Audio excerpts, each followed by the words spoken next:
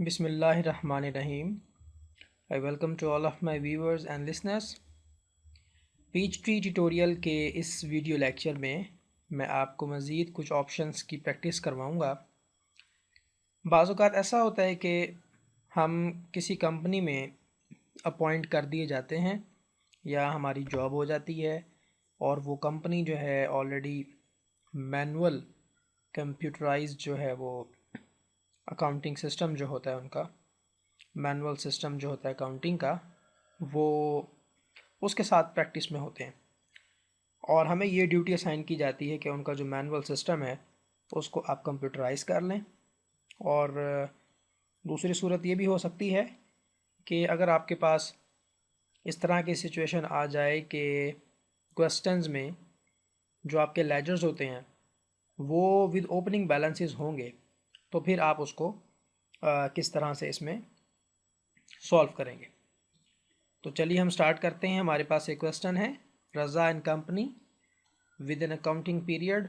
इसमें balance sheet दी गई है, तो ये हमारा ओपनिंग बैलेंस होगा तमाम लेजर्स का।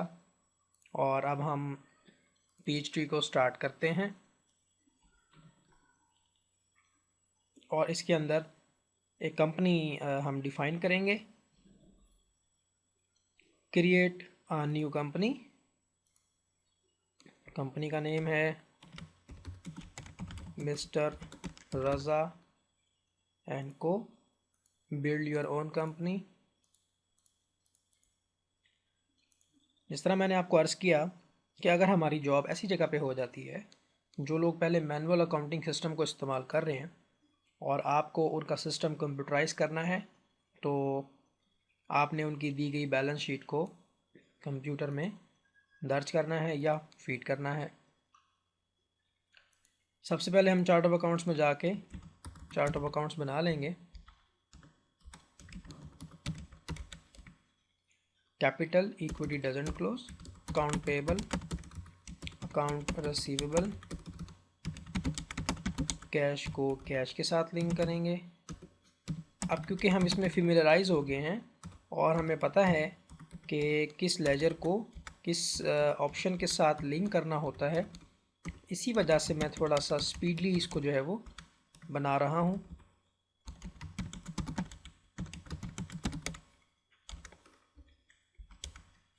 सेल डिस्काउंट एक्सपेंस अकाउंट होता है, परचेज कॉस्ट ऑफ सेल होता है, परचेज डिस्काउंट जो है आपका इनकम अकाउंट है, profit and loss equity retain earning है, depreciation expense, accumulate depreciation provision होती है। बास कंपनीज प्रोविजंस बनाती हैं तो इसको आपने लिंक करना है एक्यूमुलेटेड डेप्रिसिएशन।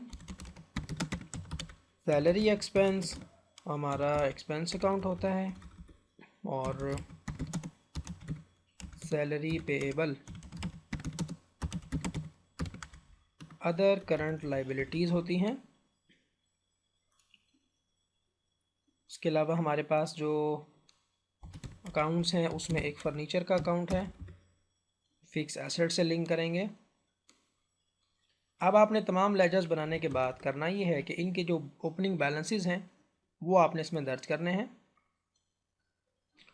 और उसके लिए आप यहाँ देख सकते हैं अपनी स्क्रीन के ऊपर बिगिनिंग बैलेंस लिखा हुआ है। आप यहाँ पे क्लिक करेंगे और बिफोर फर्स्ट करके इसको ओके करेंगे और यहाँ पे सबसे पहले अकाउंट पेएबल, तो हमारे क्वेश्चन में अकाउंट पेएबल 2,10,000 रुपये।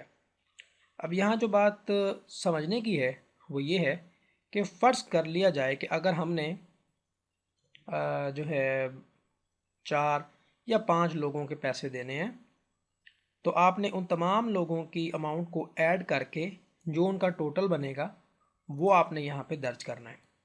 ठीक है, याद रखें हम अकाउंट पेएबल का बैलेंस इसमें एंटर कर रहे हैं, ज़मीर का बैलेंस हम इसमें अभी एंटर नहीं कर रहे। ठीक हो गया। अब इत्तेफाक की बात यह है कि यहाँ पे एक ही वेंडर है तो हम इसका जो बैलेंस है 2,10,000 रुपये वो दर्ज कर देंगे।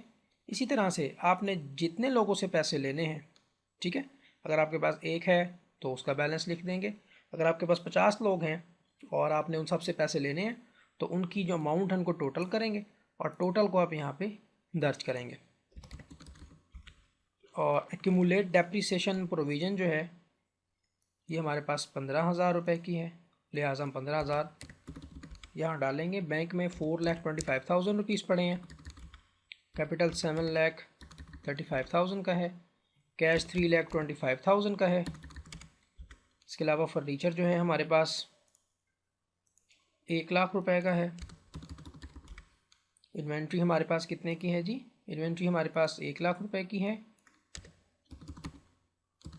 2,000 मीटर कपड़ा है 50 रुपए के हिसाब से, प्रॉफिट एंड लॉस अकाउंट नहीं है। और सैलरी पेबल जो है वो 35,000 की। आप देख सकते हैं कि ये दोनों साइड इक्वल हो गई हैं। ओके कर लें इसको।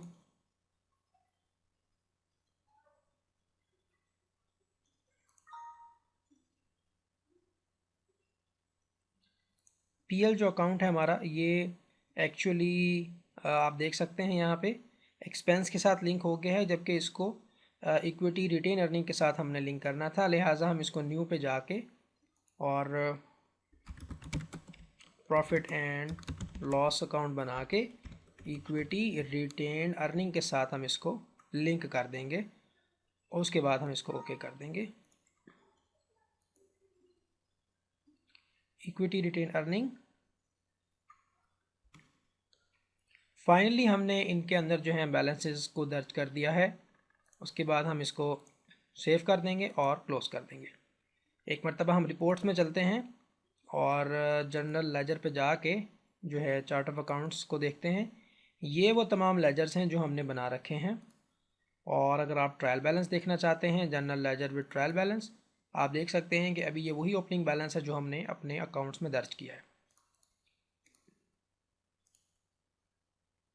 अच्छा, अब जो इम्पोर्टेंट चीज़ है, ओपनिंग बैलेंसेस दर्ज करने के बाद आपने ये तो बता दिया कि आपने 2,10,000 रुपये अदा करने हैं, लेकिन आपने ये पैसे किसके देने हैं ये भी आपको बताना पड़ेगा।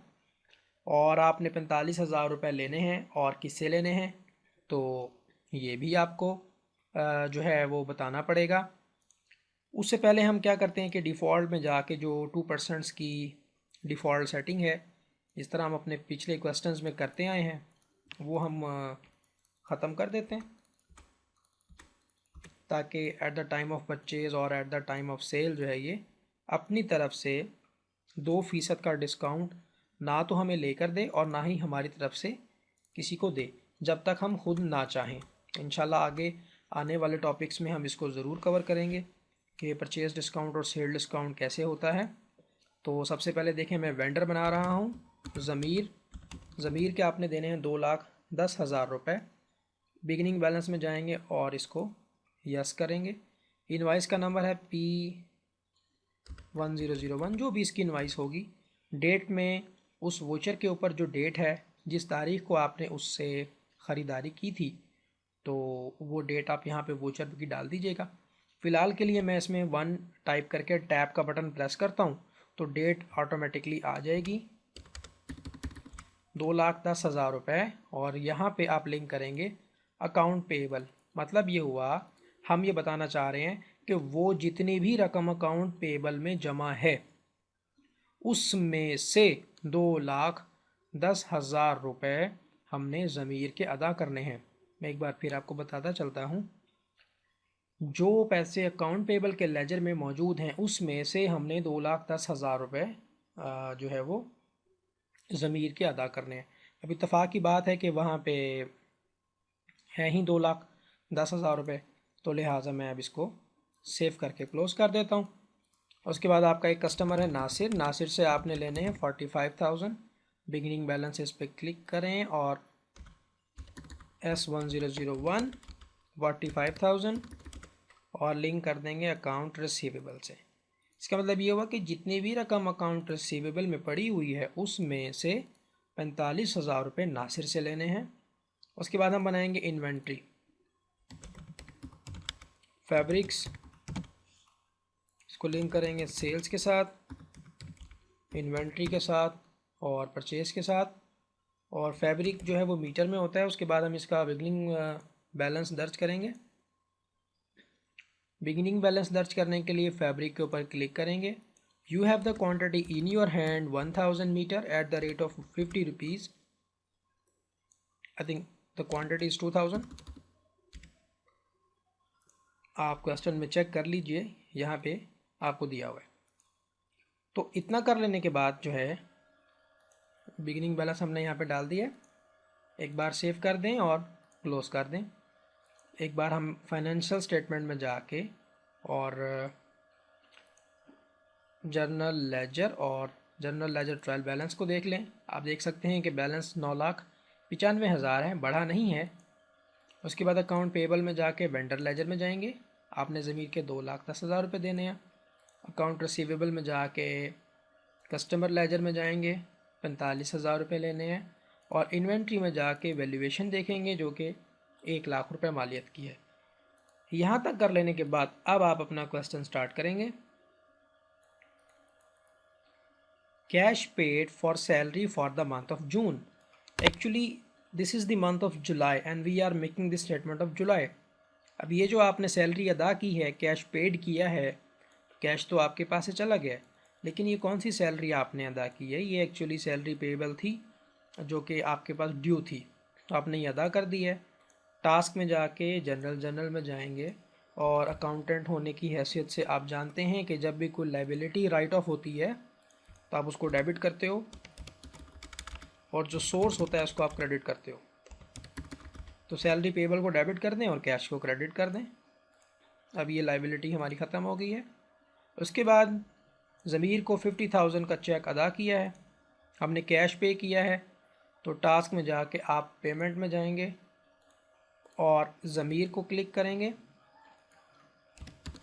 50,000 आप यहाँ से कैश अकाउंट को करेंगे सिलेक्ट और यहाँ बताएंगे चेक का नंबर। यहाँ पे लिखेंगे first payment against P1001, first payment against P1001। उसके बाद आप देखिएगा अकाउंट पेबल में जाके वेंडर के लेजर में आप देख सकते हैं कि अब आपने 1,60,000 रुपये अदा करने हैं। ठीक हो गया। उसके बाद cash deposit into bank 25,000, bank debit 25,000 and cash credit 25,000। आप रिपोर्ट में आएंगे जर्नल लेजर में और जर्नल लेजर को डबल क्लिक करेंगे। आप देख सकते हैं कि बैंक का जो ओपनिंग बैलेंस था वो 4,25,000 रुपये था। 25,000 आपने अभी जमा करवाया है तो इसका क्लोजिंग बैलेंस 4,50,000 रुपये हो चुका है।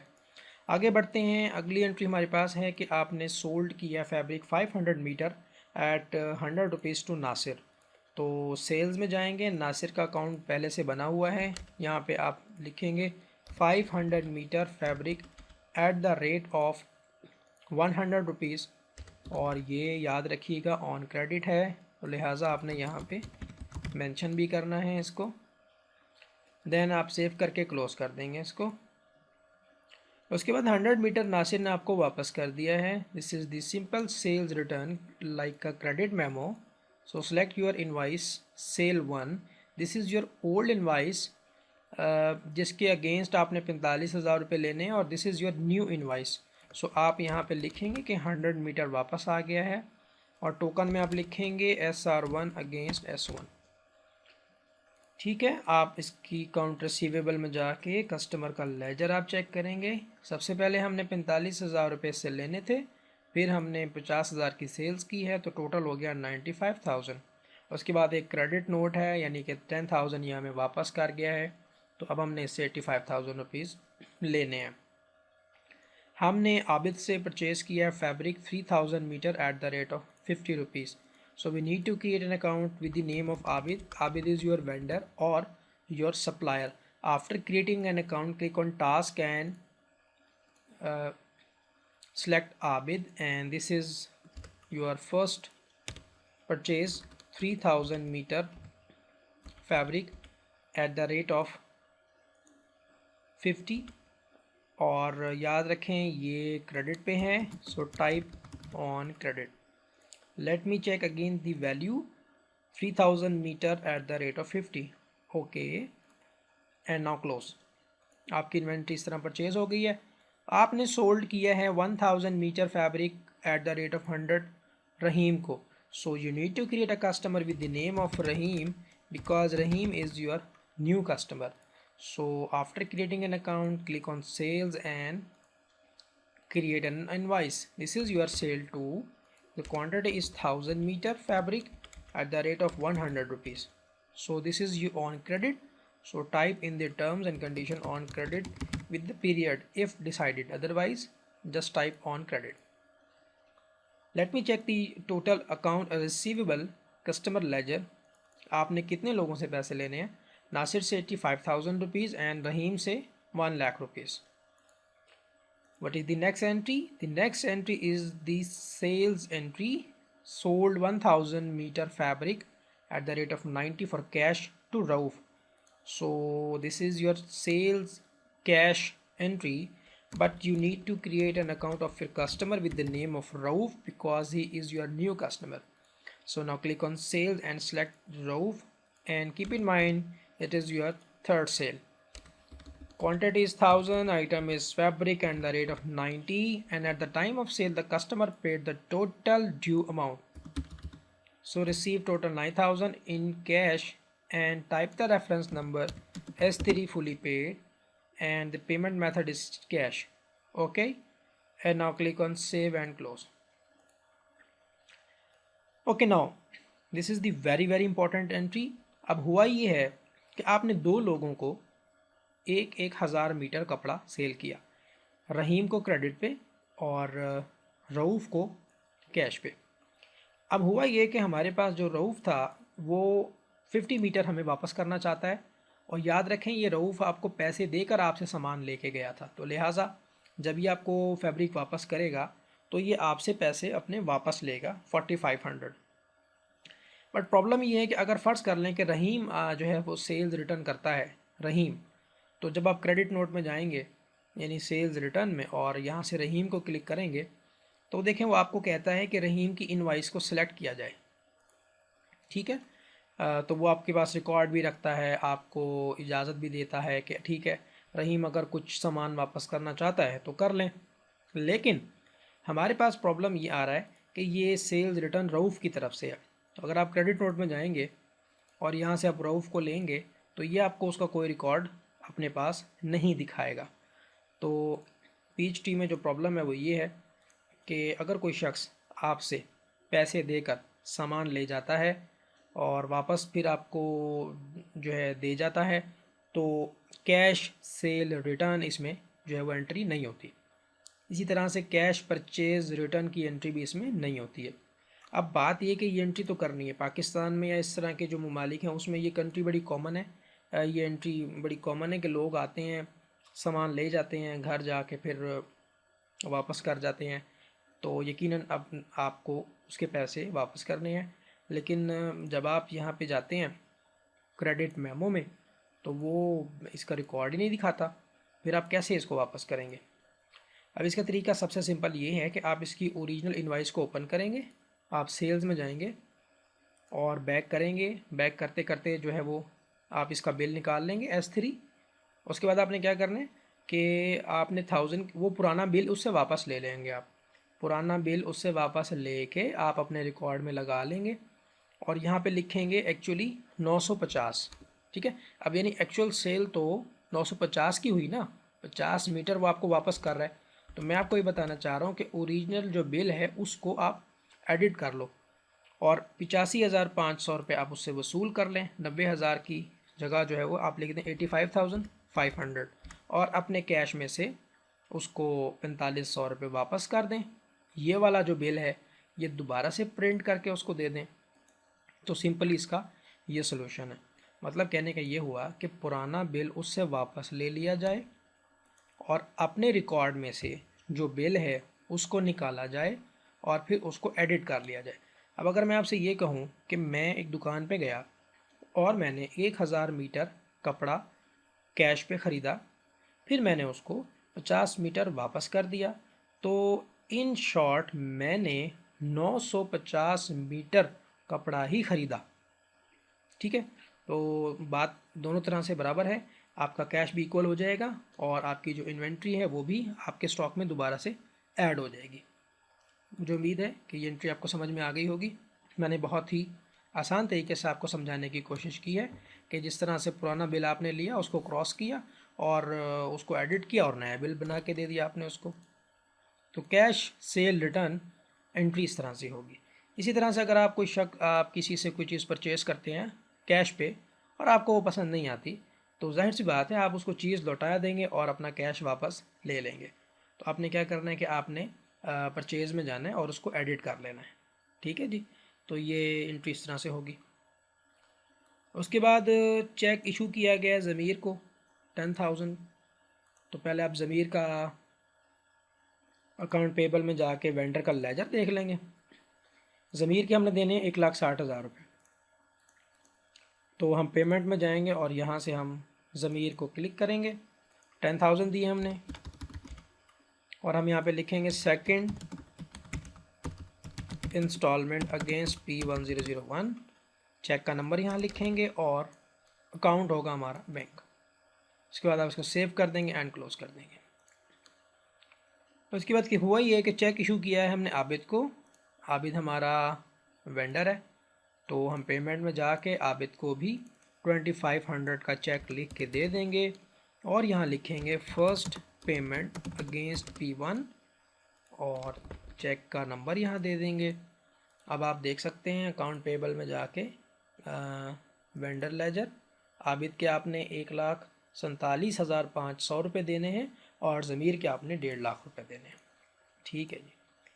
उसके बाद नासिर ने आपको 35,000 का चेक दे दिया है। रिसीट्स में जाएं और नासिर को क्लिक करें और 35,000 रुपये जो आपने उससे लिए हैं वो उसके ओल्ड बैलेंस में एडजस्ट कर दें और यहाँ पे लिख दें फर्स्ट इंस्टॉलमेंट अगेंस्ट S1001 और चेक का नंबर यहाँ पे दर्ज कर दें, क्योंकि पुराना बैलेंस पहले नील करवाएं, बाद में उसका जो है वो स्टेटस अपडेट होगा। अब हम चलते हैं कस्टमर का लेजर चेक कर लेते हैं। आप ये देखें कि अब हमने नासिर से 50,000 रुपीज़ लेने हैं overall. Salary payable for the month of जून 1 लाख पे नहीं की है, पेबल है, तो ये एंट्री बनेगी सैलरी एक्सपेंस डेबिट 1 लाख और सैलरी पेबल 1 लाख। लाइबिलिटी है ये। डेप्रिसिएशन है 12,750 रुपये, तो डेप्रिसिएशन डेबिट 12,750 रुपये और एक्यूमुलेट डेप्रिसिएशन 12,750 रुपये। मैंने फ़र्नीचर को क्रेडिट नहीं किया है क्योंकि इसमें प्रोविज़न बनाई जा रही है, तो लिहाजा हम भी प्रोविजंस में डाल देंगे। इन्वेंट्री को चेक करते हैं जी हम। 1,32,500 रुपये की हमारे पास क्लोजिंग स्टॉक है और इनकम स्टेटमेंट है हमारी 4,750 रुपये नेट लॉस। तो ये देखिए 4,750 रुपये लॉस हो गए हमारे एक्सपेंडिचर ज़्यादा हो गए हैं। बैलेंस शीट में अगर आप देखें तो बैलेंस शीट का आंसर है हमारा 11,277,750। Let me check the answer 11,277,750। अब इसमें एक बहुत इंपॉर्टेंट चीज़ है, देखें डेप्रिसिएशन की जो आपने प्रोविज़न बनाई थी वो ये सॉफ्टवेयर ख़ुद ब खुद आपके फर्नीचर में से माइनस करके नेट वैल्यू को बाहर लिख रहा है। देखें आपकी जो बैलेंस शीट है वो नेट वैल्यू पे होनी चाहिए। स्टैंडर्ड्स भी ये कहते हैं कि आपकी जो बैलेंस शीट है वो नेट पिक्चर आपके बिज़नेस की शो करे। अब प्रोविज़न 15,000 पहले वाली थी और 12,750 रुपये आपने अब लगाई है, तो ये बन गया 27,750 रुपीज़। तो पीच ट्री क्या करता है कि ऑटोमेटिकली इसकी एडजस्टमेंट करता है, आपको एडजस्टमेंट करने की ज़रूरत नहीं होती। ऑटोमेटिकली वो क्या करेगा कि आपके करंट एसेट्स फिक्स एसेट्स जो होंगे, तो जैसे फर्नीचर है तो उसमें से वो माइनस करके उसको बाहर लिख देगा। इस वक्त फर्नीचर हमारे पास 72,250 रुपये का है। अगर आप अपने आंसर में देखें तो वो भी बिल्कुल यही एंट्री कर रहा है, जबकि टैले के अंदर ऐसा होता है कि टैले में ये एंट्री ऑटोमेटिकली नहीं होती। आपको कंपनी के कहने पे, अगर कंपनी आपको कहती है कि टोटल प्रोविज़न जो है वो राइट ऑफ कर दें, तो फिर आपको क्या करना पड़ेगा, एक्यूमुलेट डेप्रिसिएशन डेबिट और फर्नीचर क्रेडिट। मैं दोबारा से आपको बता देता हूँ, अगर आप टैले में काम कर रहे हैं तो आपको जर्नल की एंट्री पास करनी पड़ती है कैसे कि एक्यूमुलेट डेप्रिसिएशन डेबिट और फर्नीचर क्रेडिट, जबकि पीच ट्री के अंदर जो है ये एंट्री पहले से खुद ब खुद हो जाती है। तो एक क्वेश्चन में मैंने कोशिश की कि मैं आपको समझा सकूं कि एक तो जो आपका कैश सेल्स रिटर्न है वो एंट्री कैसे होती है, यानी कि बिल को एडिट करके आपने करना है। उसके अलावा ओपनिंग बैलेंसेस अगर आ जाते हैं तो उसकी एंट्री आपने कैसे इसमें दर्ज करनी है। तो थैंक्स फॉर लिसनिंग। इंशाल्लाह अगले वीडियो लेक्चर में हम मज़ीद कुछ टॉपिक्स को कवर करेंगे। अल्लाह हाफिज़।